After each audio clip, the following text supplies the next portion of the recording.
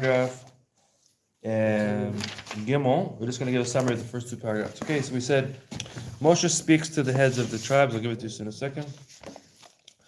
And then it talks about neder. Okay, and neder means vows. Okay. So we had the question is when a person makes a vow, why does he have to say it with his mouth? How about say with the what? He has to say it out loud. Say it out loud. It's like a vow out loud. Okay. Which means, what's a vow? He says this meat is on me like an ola or shlamim. Okay. He says which means the value of the meat. I'm going to give that amount of money to, or I'm going to give this piece of meat as a korban. This whole thing of a neder, okay? Well, it's not exactly give. It's As a korban. from me as korban. Yeah. Alai basazik olev shlamim. Yeah, exactly. You mean, yeah, I'm not allowed this thing like the basar of the korban. Yeah. Okay, so we said why does the person say it out loud? Okay, and then there's a brisa, a famous brisa that everyone knows it from Mesilas Yesharim. It says that this brings to this brings to this. Okay, you know that everyone knows that brisa. Okay. Get going. Yeah, it talks about how to grow spiritually from one level to the next. Nikias brings to tahara. Okay, so one of the things it discusses. It says, why does Yir Tchet come after Anava and Kedusha? Which means only once you have humility and you have now you're at a level of holiness, like you're holy. Which is already a very high level. Now you're saying, now you get to Yir Tchet.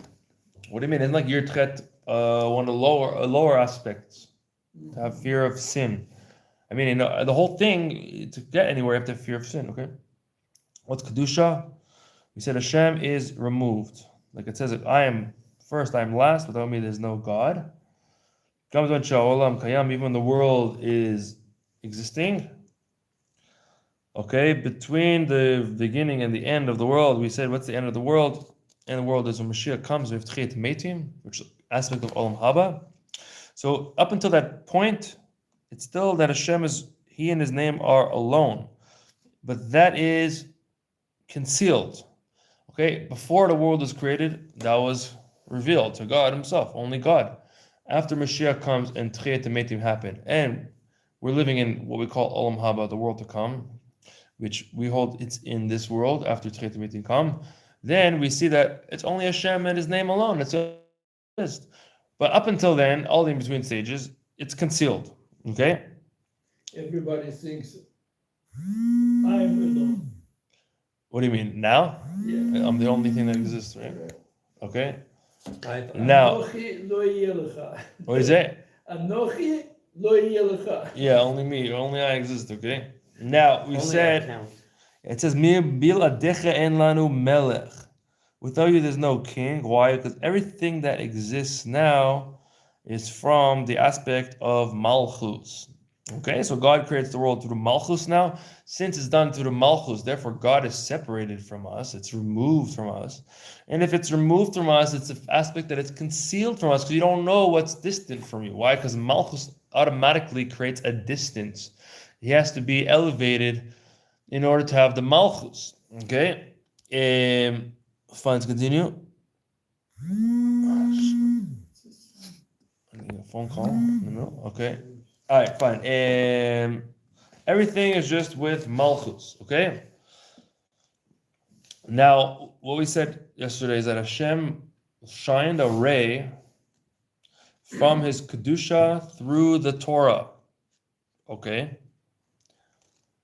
Now, this is the aspect of L'chu lachu b'lachmi. Go eat my bread, the bread. What does that mean? Okay, the Torah is sustenance for your soul. What does it mean? The Torah is the aspect of my bread. What's my bread of the Torah? That the bread gives life to the person. Okay, because the spark that's within the bread is higher than the spark that is within man. Okay, what we explained yesterday is that man, he has a soul, a godly soul, and then he has to eat. Okay, he's called Medaber. He's a speaker. He's the highest level in this world. Okay, but then you have to see he has to eat food. Where does food come from? Animals, vegetative, and inanimate objects. Okay, so the question is, why does man have to eat off those lower things? Okay, why does man have to eat off those lower things if he's higher than them? So we said really the source of the food is higher than man, and therefore it has the ability to sustain him. Just that when it came into the world, man became the top of everything, but we say Achor v'Kedem Tzartani, that before and after he was created. So on one hand, man was created last to show that everything was ready for him, and on the other hand, it was created last that everything was actually higher than him. So therefore, okay, so what does this mean? That the Torah has an aspect of bread also. Okay, what does that mean? The word of Hashem that's within the bread sustains the person. So that's Nisutu. The spark of the thing. Okay? Okay, now we're in paragraph Gimel now. Okay, so if you go paragraph Gimel, let's see what it. Alright, so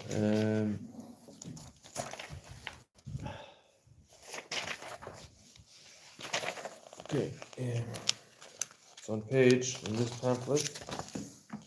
Which page? Page Dalid. Okay, here, if you want to see it inside, page Dalid over there. Paragraph Gimel. Okay, so we say this. Okay, it's you have to understand that these mamarim are written. It's one idea connects to another idea. It weaves together a big idea. You have to hold your like a Gemara. It's like Gemara. You have to hold together each point to understand the bigger picture. Okay. I heard that Baal Tanya, he wrote something about trigonometry, some kind of geometric tractate about science. Yeah, you know. When he was 9, he wrote the astrology. I think the trigonometry or something. something like that. Yeah, astrological. Yeah. He wrote the calendar for many years and things like that. Okay, בכל הדברים האלה, בכל המשל הזה, וחיות הלחם הגשמי, חמי התגוף האדם הגשמי. Okay, all of this is, we see that the bread sustains a person in the physical sense. כן, על דרך זה כתיב, כי על כל מוציא פי Hashem יחיה אדם, on all things that come out of Hashem, will give life to man. Okay, which is Adam de La'ela, which means Adam above in the higher worlds. Okay, it says in the pasuk, "Al dut kised mut kamar Adam." On the chair is the likeness of man, the image of man. Why are we called Adam? We're called man because we are similar to what's above. Just like a man over here has 248 limbs. That in them we have the life force that gets divided up inside of you. For example, your eye sees, so too in the higher realms. Okay, the spreading forth of the life force is from the multitudes of the divisions of the creations. We got angels, we got souls in different levels. As it says, Eini Hashem, Oznei Hashem, okay, you have the aspect of God's eyes, which is an aspect of certain type of angels. God's ears, which is another type of angels. Okay, the whole thing is like God's limbs, the whole thing. Yesh malachim and neshama shnekrim kach. You have angels and souls that are called this. Okay, the spreading forth of the life force. Each one accordance with their level. Okay. Meaning the limbs. Yeah, each angel is called on the one is called like a part of the eye. It's called whatever the thing is. Okay, now also every person is created differently from someone else. Everyone has their unique things that are, let's say a person comes from this part of the tree of Adam or this part of Adam Rishon's soul, whatever the thing is, everyone has their special quality, a nakuda, they call it in some Sfarim. Everyone has a nakuda, and each nakuda is a specific, that's why it says all the deos are different. Everyone has different opinions, okay? And basically, it depends on the build of the person that creates a person to have certain opinions, okay? Now, the next thing is the following. The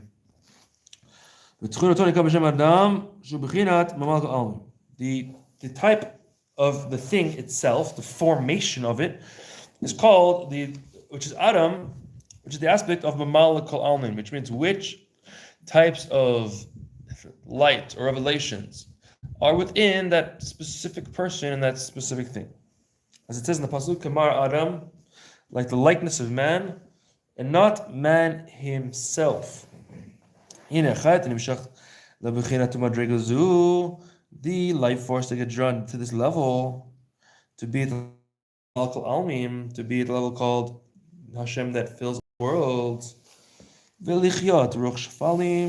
and to give life to the lower things. This is God's words. Everything that comes with God's words is the specific, limited light that gives life to each limb in and of itself, which is the Makor Elyon. So all comes from Hashem's words. Okay? Source, Vereshita, the Kola B'chinet Sovak Almim Nikra Ratzalins. All comes from really the Sovav Kol Almim, the transcending light, which is God's will.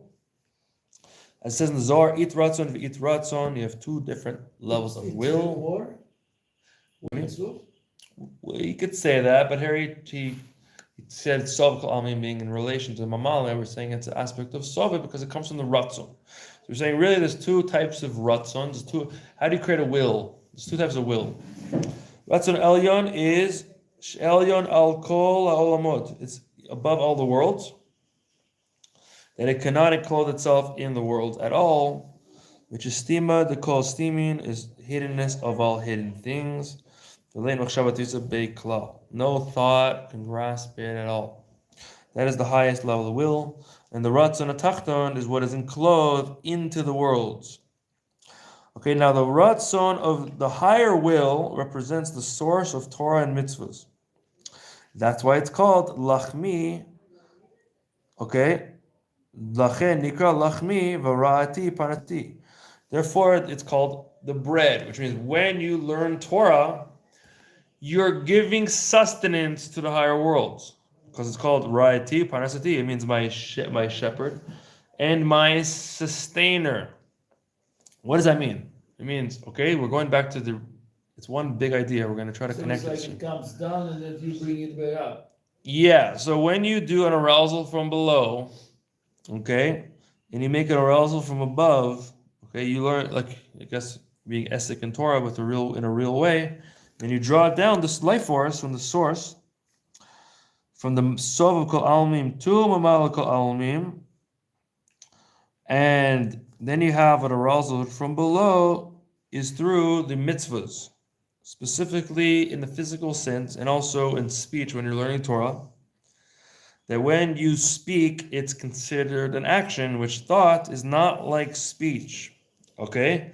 The thought doesn't do anything because action and speech, they are taken when you speak and you do actions. Where does that come from? It comes from the energy you got from the food that you ate. So through that, you actually get stronger in order to speak and do things. And the source of the food in its source is even higher. Okay? Even higher than your soul. Okay, so the whole question we have, does anyone remember the original question? Why do you have to say with your speech to do a neder? Okay, you see, it's a big sugya. It's like a Gemara sugya. What does it say? Oh, here, yeah, because we make it zero. Well, let's go. We're going to go through each step soon to understand what the connection is between all the things. It looks such a complex kind of process of going on over here. Okay, why do you have to say it in your words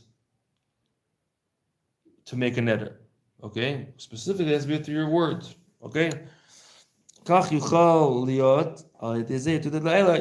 you can have an arousal from above, from a much higher place, which is the Sokal Almim, which basically means when you do an arousal from below to do mitzvahs and to learn Torah. Okay, so that causes an arousal from above, which means that the Ratzon Elyon, that Sovav on all the things that exist, that actually, there's a chayus that comes from there that goes into the worlds through that. In the Maisa mitzvahs, for example, you have an etrog or a lulav, that the etrog is a food by itself, okay? And so to the lulav is a tzomeach, is a vegetative thing. And through the food or the vegetative thing, right, when we're taking something from the vegetative world or the inanimate or whatever, or an animal, we said that the source is much higher. So therefore, the mitzvahs are from these physical things. and therefore there's a very big advantage in them. And then when you do that, it draws down an arousal from above from a very, very high level, because now you're reaching a source higher than your body or your soul could reach in and of itself. Because you're saying words.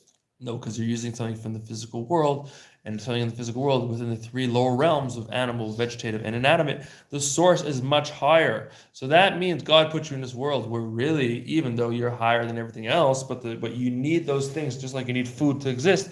So to the mitzvahs, they're in the physical things that you're taking the most physical thing, a cow, and you're taking something physical. So now you're grabbing onto something that's much higher than what you could normally reach. And therefore, you're making arousal from that thing, which elicits the Ratzon HaElyon now to draw down new chayos into the world that you couldn't have reached without being in a body. Okay, so what does that have to do with making a netter? Let's see. Semer for the tzitzis, money for the tzedakah. Okay, now if you think alone in your thoughts, okay, it's not the same thing. There's no arousal over there to draw down from the greater life force above. That's what it means. Therefore, one moment of tshuva and good deeds in this world is greater than the whole world to come, because Olam Haba, the world to come, is where we get a ray from the Shekhinah, and it's a very big ray and a very big pleasure for the souls to be at the level of Mamalikul Almim, the light that encloses in the world, which is called the Shekhinah. The Shekhinah means shochen, it means to dwell, and it glows in the world. And therefore the koach and the chayot that comes down to the mamalikul almin from the sov almin is to tshuva and ma'asim tovim, which means that the level they're operating with in Gan Eden is only mamalikul almin, but it's a very revealed thing. Therefore the pleasure is unbelievable. You cannot compare one moment of that pleasure to 1,000 years in this world. You're never going to get the same amount of pleasure. But what you're actually accomplishing here is drawing from the sovev to the mamale, from the level of arousal you're creating here, through your speech and your actions in the mitzvahs in the Torah study. There's no comparison to what you're accomplishing here, infinitely higher than what you could accomplish there. What's the netter? What is a netter? So the netter has to do with why through speech. Because when you're doing a netter, you are drawing from the sova, which is the Ratzon HaElyon, into the world. So it's causing a big thing to happen. What is the whole thing with netter? Why? Let's see why we're saying the Yir Chet comes after all these things. We're gonna get there soon. Okay, there's a few more paragraphs here, and then of course a biur. We didn't do so much of the biurim, but we will try to do it. Okay, so now, therefore you make a very big pleasure in Gan Eden. Okay, your mitzvahs make the pleasure in Gan Eden. Lechen, therefore it says there's a greatness of all of the world to come is in this world, because what you do in this world draws down some of the pleasure that you receive in Olam Haba. Okay? Time is it now? Now we're continuing more. We're going to do the next paragraph. Okay? Hina lefisha Torah v'mitzvos and b'china Ratzon Elyon, since the Torah mitzvos represent Ratzon Elyon. Therefore they have the power to draw down onto the soul of a person from the level of Ratzon Elyon. Because the soul of a person. Down here, we also are created like it is created above. We have a lower will and a higher will. Okay, what does that mean? That you could arouse a will and love that's natural in your soul. Okay, and to reveal it to revelation, to have dveikus to Hashem. How do you do that? Meditation in God's greatness that creates the world, that He is B'malachal Almim, in accordance with the amount that your soul could perceive, the level you're at, whatever vessel you have in your heart. That's one thing. That's a lower level of will, where what you're doing is you're creating a will through. Basically your thoughts and your mind could create you a desire for something. Okay, very easy example: a person thinks, this food bad for me. So you created a will not to eat it. You're creating wills. Now, obviously, people's wills, sometimes we create the wrong will. With our Nefesh Bahamis says, okay, I have a will. People have wills to hurt themselves. They have will to this. Or they stop themselves having a will for good things. It gets complex, but you could use your mind to create a will. Okay, and we do it all the time. whatever beliefs and emotions we have, we dwell in them. It creates wills or not wills for specific things, and your life is the result of that thing. Okay, and sometimes you have to work through those things. But you could create a will for something for Hashem. You could create a will for something for God Himself. That you can actually feel a desire for God through your will. Lower level. That's a lower level will. We have a higher level of will, which is higher than it. As it says, "Umivakshe Hashem Yavini, Kol." The ones who desire Hashem will understand everything. Sometimes, what does that mean? Sometimes your soul will all of a sudden kind of burst out with a great love at the level of Kol Meodecha, of all of your allotness, which means all of your being. What does Me'od means? A lot. Okay? More than what you understand in the face about Hashem, which means A lot. your level of understanding is low, but sometimes your desire overpowers it, and you're like, oh, I really want Hashem, even though I don't know anything about Him. Ella Muhammad Bito Asaga Dele Machshava Tvisa Beim. But since you have, okay, this comes from the nullifying your understanding, because you realize no thought can grasp Him at all. Therefore, it's beyond your understanding, and He's hidden of all the hidden things. And through this, coming from negating your understanding, comes out a desire in your heart that no thought can grasp Hashem. And then that creates avarabba, creates a great love that's even higher than the worlds that cannot be enclosed into the worlds. As it says, who is from me in the heavens, and I do not desire anything else in the earth. That is the higher level of will. But in the lower level of will, when you're contemplating God's greatness to create love, that's called avat olam, the love within the worlds.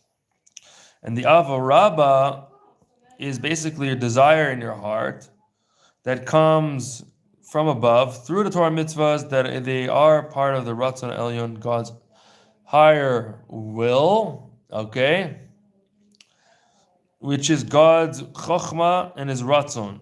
And this is the aspect of the lechem and the mazon. So therefore, this represents the aspect of food and sustenance that gets prepared for your soul through Torah and mitzvahs. It basically means when you're doing Torah mitzvahs and you're actually revealing the higher will, you're now feeding your soul. Okay? 1 second. Alright, so now that He is Motzi Pi Hashem, okay, that God now brings out life force from His speech, which is the source of all the Torah and the mitzvahs, through that a person will live, which means that his soul will get sustenance and the source of all life. It says, Lein machshava tfisa bei, no thought can grab him at all. This ruta de liba, the will of the heart, does not come through contemplation, but the Torah was given. The Torah gives life.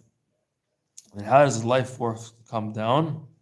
Like food that sustains a physical body. If a person eats food and he's like, I don't know how the food gets digested. I don't know how this digestive system works. I don't know how it turns into blood. I don't know how it works. Is it going to work? If he eats, is it going to work? Yes. It's going to work, okay? Yeah, okay. Automatically a person will live. So too, when you get to the higher level of will, when you arouse this real will inside of your neshama, which is the aspect of ruta de liba, desire in your heart, it comes automatically through the fulfillment of Torah and mitzvahs. Okay, if you reach ruta de liba and you get to the will of your heart, and then you do Torah mitzvahs, then it automatically gives life force to your soul without you having to try to figure out how. You have to just figure out how to get to the root of the liba. That's also a hard thing, okay? But it's through beyond your understanding, okay? This is what it means, that God made us holy through His mitzvahs, that through the mitzvahs we draw down the kedusha from Kadosh or Muvdal, that what cannot be enclosed into the worlds, which is the Ratzon Elyon. Lekadesh otom, it's not done yet, okay? Gam ken yishach nefesh adam, so therefore to your soul will be drawn down a revelation of this ray in your soul to have this great love. And the Ratzon Elyon, which is the root of Liba. And that's what it means. Do all my mitzvahs and be holy to. I'm in the middle. I don't have to add. Okay. Through the mitzvahs, that the kedusha will rest in them itself, to be shaveh le'elokechem. Okay, this is what it means. This is the aspect of the bracha of Baruch, who hamshecha liot havaya. Shemaveh kol havayot is God's life force that gives life to everything, which is the source of all of the creations. That He should be Elokeinu, that He should be united with a complete unity, to be one. Al Yedei Asher Shubichinat Oneg Elyon is the higher desire, higher pleasure. That through there comes down Kichana B'Kedushato Mamash, through the mitzvahs of Kodesh Elyon, which is higher than the worlds. And this draws down a desire in your heart to your soul. And therefore it's called Nefesh Ha'adam Atzma B'chinat Achor. And this is why the Nefesh Adam is called Achor. We said in the Pasuk, Achor V'kedem Tzartani, back and forth you created me. So this is the aspect of back in relation to the Ruta de Liba, which is the aspect of Kedem, which is the front, which is Kadmona Olam. So when you get to the aspect of Ruta de Liba, then you're drawing down the Ratzon Elyon, and then you're drawing down this chayos from this very high place that your Torah mitzvahs are acting at a level that they're like sustenance for your soul. And that's when the Torah becomes sustenance. You're able to draw down this chayos, and we're going to see how that relates to the I neder. didn't get the part right here about the back. It was from yesterday's shiur, so you'll look in the first two paragraphs where it explains Achor v'kedem sartani, that Adam is created both backwards and forwards, that he's the last and the first. So when you get the root of the liba, then he's acting like the first, and therefore then he's able to draw down the chayos properly. Okay. You gave a shiur yesterday, and I wasn't here because I left early.